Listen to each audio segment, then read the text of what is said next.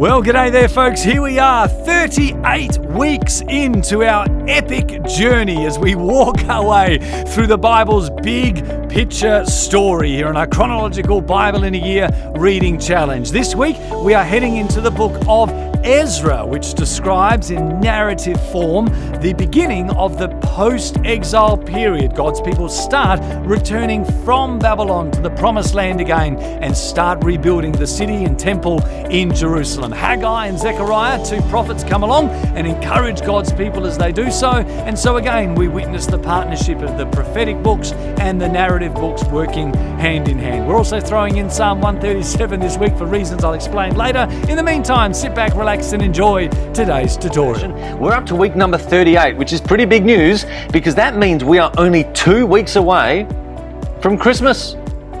Well, kind of. All right, we're 2 weeks away from the New Testament, all right? From reading Matthew, Mark, Luke, John, and Acts, we're going to be heading into the New Testament very, very soon. I know for a lot of you, you've been looking forward to that. The prophets have been pretty hard work, let's face it, okay? But we're almost there, okay? The New Testament is coming. The Greek scriptures, or the first century scriptures, whatever we want to call them, are only 2 weeks away, all right? So in the next 2 weeks, we're going to be covering basically 3 more prophets and 3 more narrative books, and then that's it. We are closed off the Old Testament, and honestly, believe me, you are going to be very pleased that you've read through the whole Old Testament to this point. The New Testament scriptures are going to come alive to you in a whole nother way, because remember, as I've said from day one, the Bible is not 66 books. It's not really even 2 books, okay? Ultimately, fundamentally, the Bible is one composite, comprehensive book with a continuous narrative that runs all the way through. And I think you're really going to appreciate the familiarity, those scriptures that you're familiar with in the New Testament, in a whole new light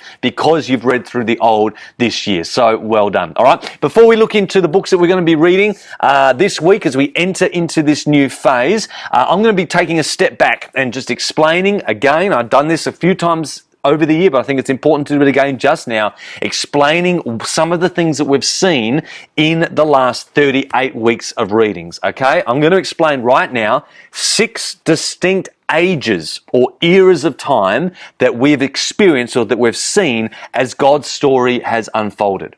Number 1, we witness the age of the ancients.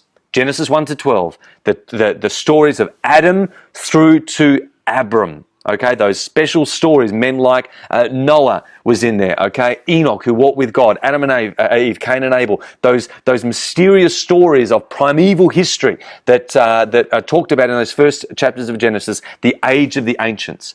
After them, we witnessed what I described as the age of the patriarchs, the fathers, Abraham, Isaac, and Jacob, basically taking us to the end of Genesis with Joseph in Egypt. After the age of the fathers, we had the age of the judges, beginning with Moses and taking us all the way through to Samuel. Moses was the first great judge. He wasn't a king, okay? He was a leader at a specific time for a specific purpose. After him, Joshua, when they went into the Promised Land. After then, the book of Judges with 12 judges in tow, finishing with Samuel. But that era, the era of the judges, came to an end when he anointed a king, and we came into the 4th era, the era of the United Kingdom, with Saul, David, and Solomon. All the Psalms, the Proverbs, the books of wisdom, Song of Solomon are all written in that area where the kingdom of God, the kingdom of Israel, was united in the Promised Land under one king. Then we came into the era of the divided kingdom, all right? Judah in the south, Israel in the north. You remember all this? It'll pay off. Keep with me. Judah in the south, Israel in the north. They split as 2 separate kingdoms, okay? And there was constant friction between the two. And this northern kingdom fell after 100 or so years to the Assyrians. The southern kingdom sadly fell as well to the Babylonian Empire because they didn't learn the lessons from the north, and both kingdoms were essentially destroyed, and this southern kingdom was carried away into Babylon, all right? And it's been in that era of the divided kingdoms a long time where all the prophets have come in, all but 3 of the prophets, because we've still got 3 left, but we've had a whole stack of prophets, 4 major prophets and 9 minor prophets, and they all have a similar theme. They've all been prophesying in that time, doom and gloom, destruction is coming because of your sin and breaking Moses' covenant that he made made at Sinai.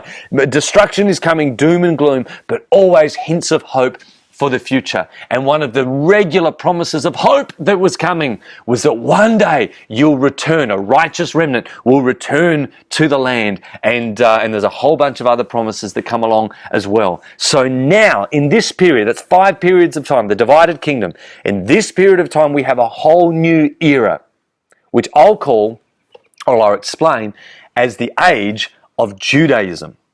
Okay, it's the age from Cyrus, king of Persia, all the way to Jesus, or the age from the Babylon all the way to the baptizer. And in this age, this era of Judaism, we have 3 narrative books in our Bibles: Esther, Ezra and Nehemiah, and the last 3 prophets, Haggai, Zechariah, and Malachi. And largely, it is an age, unfortunately, of anticlimax. Okay, it's an age of form with no substance. It's an age of hope hinted at, but not fully realized, where God's people are practicing His rules, but they aren't experiencing the glory of His presence. God is still with them in a general sense, but His glory has not been returned. And believe it or not, in this era, while it looks like the great hope is being realized, there's actually more promises that come of future, even more future disaster ahead of them, all right? This era of time that takes us all the way to Jesus is where eventually, and after a few hundred years after the Bible closes, the cults or the sects or the Pharisees and the Sadducees and all that political thing arises that sets the tone to the world that Jesus will come into. So while we are about to read some great stories this week of return to the land, we start with great hope that everything the prophets have promised is going to come to pass. There's pretty well disappointing as we continue to read these 2 weeks, all right? But don't worry, Christmas is coming. Here we go. This week we're reading Ezra chapter, the first 6 chapters, Psalm 137, and also 2 prophets, Haggai and Zechariah, which I'll mention in just a moment. Couple of quick things to note. Here we go. The book of Ezra. Basically, Ezra and Nehemiah were actually one book originally, okay? In the Hebrew Bible, they're actually called 1 and 2 Ezra. They're written probably by Ezra, the scribe, who's the same guy that wrote Chronicles, okay? Remember, we've already read Chronicles chronologically, but he wrote it at a similar time. Like Chronicles, it is very meticulous in the details and the structure. It's a very structured book. And like Daniel that we read last week, it has both the Hebrew language and Aramaic, what the Babylonians or the Persians were speaking, the majority language of that part of the world. So it contains both languages, and only Daniel, written in the exile, and Ezra and Nehemiah contain both languages, so it's quite unique there. The main characters that we're going to be reading about in Ezra this week in the first 6 chapters are basically Zerubbabel and Joshua. These first 6 chapters cover a period of about 20 years and basically describes the return to the land and the rebuilding of the temple. It is all about restoring worship and rebuilding the temple. And it's about the first wave of returnees. Now, we will find out later, as we keep reading, there are actually 3 waves of returnees, but this is the first, all right, in that first 20 years. Zerubbabel and Joshua, 2 of the main characters we're going to see. Zerubbabel is a grandson of the final king, or the second to last king that got taken away. So he's actually, as it were, an heir to the throne. Okay, but he doesn't become king of Judah because the Persian king is king, all right? They're not making their own kingdom, so he is installed as the governor, all right? Prince maybe, but the governor of the area, because the Persian king is king in that area. They're basically what we'd call a vassal state, all right? So he's established as the governor, and he also appears in the genealogies of Jesus, of course, because that royal line comes through. And then you've got Joshua, who's the high priest, and he basically is in charge of making sure all the priestly worship comes. You're also going to see some other key characters. There's a guy called Sheshbazzar, which may actually be Zerubbabel's father, another name, a Babylonian name possibly for Zerubbabel's father. It may actually be another name for Zerubbabel himself. We're not entirely sure. But anyway, that's Sheshbazzar. We're going to see the names of 3 Persian kings: Cyrus, Darius, and Artaxerxes. Okay, and Artaxerxes, interestingly enough, is mentioned this week, but he doesn't fit into the chronology yet. Just be careful. In one of the chapters you're going to come across this week, it refers to a letter that's written a long time later. It's just inserted in this week's readings because it tells a similar story that happens later. So don't be fooled by that. There's quite a jump there in the narrative during one of those letters, all right? You're also going to be introduced to the Samaritans, all right? And this is really interesting. Do you remember when the northern kingdom was destroyed by Assyria, they brought in foreigners to live in the northern kingdom, the northern part of Israel. Remember the time when lions started attacking people because they were not worshipping the local god? All right. Well, they're, of course, Samaritans. They're still there, and they consider themselves relatives of the Jews. Yeah, we're here. We're kind of half-breeds.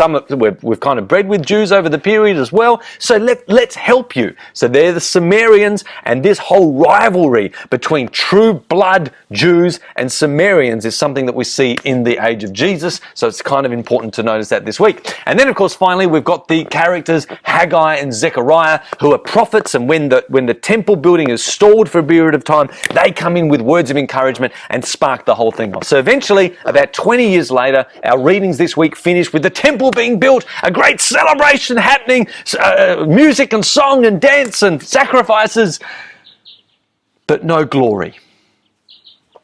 Do you remember when Moses built the tabernacle? Solomon built the temple. At the inauguration day, the dedication day, God's glory came. It doesn't happen this time. It doesn't happen this time. Again, the temple, as great as it is, as great the hope that it is, there's a bit of an anticlimax that happens because God's glory endorsement is not there. Interesting. Let's keep reading. Then you're going to come to Haggai and Zechariah. Haggai is really straightforward, all right? Only 2 chapters. He prophesies for 3 months, brings a word of encouragement, and basically just tells them to put first things first. Really simple, not much to say about him. Zechariah is a little more complicated, 14 chapters, prophesies over 2 years. Some of his ministry is really straightforward and specific to the people he's talking about. Some of his prophecies are really general. You're not really sure where it fits into the whole historical picture.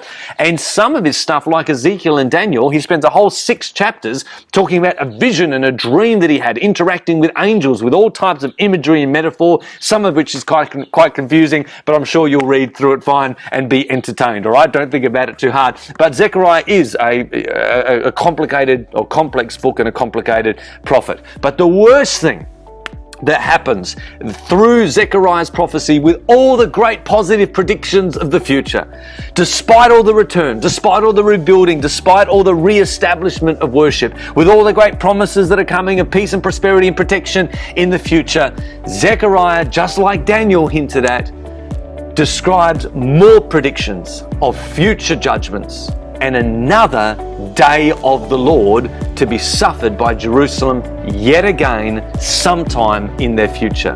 The restoration's happening, but there is another promise of another day of the Lord, destruction coming to this city. These people, honestly, just never ends. Anyway, you've also got Psalm 137. It does end. We've got a New Testament coming up, all right? You've also got Psalm 137, so enjoy that. It's pretty straightforward. Guys, well done. 2 more weeks left. Hope you enjoy this week's readings, and I hope that helped to set some of the tone this week. Bless you heaps. Have a great day. Bye. That's it for today's lesson. I really hope you enjoy your readings this week. Remember, allow yourself time to read as much as you can in one sitting. Don't get lost in the detail. Just keep going and watch the Bible's big story unfold before you. Remember also to hit me up on our social media channels or website, and I'll see you next time.